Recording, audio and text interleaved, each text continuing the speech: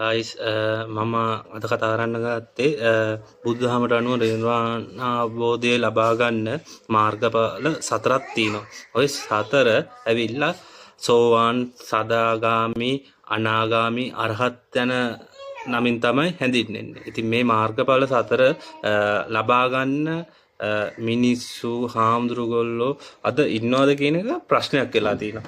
මේ වෙන්නේ නැත්තේ මොකද කියන හේතුවක් තියෙනවා මොකක් හරි. මේ හේතුව තාම මිනිස්සු අතර සොයා ගැනීමටවත් කිසිම ක්‍රමයක් නැහැ කියන එක තමයි අද පෙනිලා තියෙන්නේ. නැත්තම් හැමතැනම පන්සල් තියෙනවා. එතකොට බුදුදහම අදහන මිනිස්සු ඉන්නවා. ඒ වුණාට අද රහතන් වහන්සේ කෙනෙක් සෝවාන් වෙච්ච කෙනෙක් දකින්න අපිට ලැබෙන්නේ නැහැ. ඒ වුණාට ඉස්සර බුදුන්ගේ කාලේ ඉඳලා බුදුහාමුදුරුවෝ පිරිනිවන් පාලා කාලෙකුත් ගියා යනකම් රහතන් වහන්සේලා සෝවාන් ලැබපු අය ඉඳලා තිනවා. ඒ වුණාට දැන් එහෙම කෙනෙක් හොයාගන්න අනේ මන් දන්නේ නැහැ.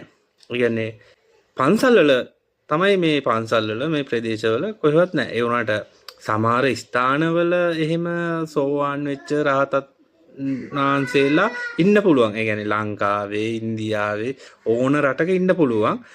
එයාලා වුණාට සමාජයේ නැහැ. මේ සමාජයේ ඉන්න පන්සල් වල එතකොට උපාසක උපාසිකාව මේ தත්ත්වයටපත් වෙන්නේ නැති හේතුව මොකක්ද කියන එක තමයි ගැටලු වෙලා තියෙන්නේ. ඉතින් මේකට මොකක් හරි එක්තරා ගැටලුවක් තියෙනවා. ඒ ගැටලුව කුමක්ද කියන එක දන්න අය ඉන්නවා නම් පුළුවන් නම් කමෙන්ට් එකක් දාලා විස්තරයක් පැහැදිලි කරලා අපිට කියන්න පුළුවන්.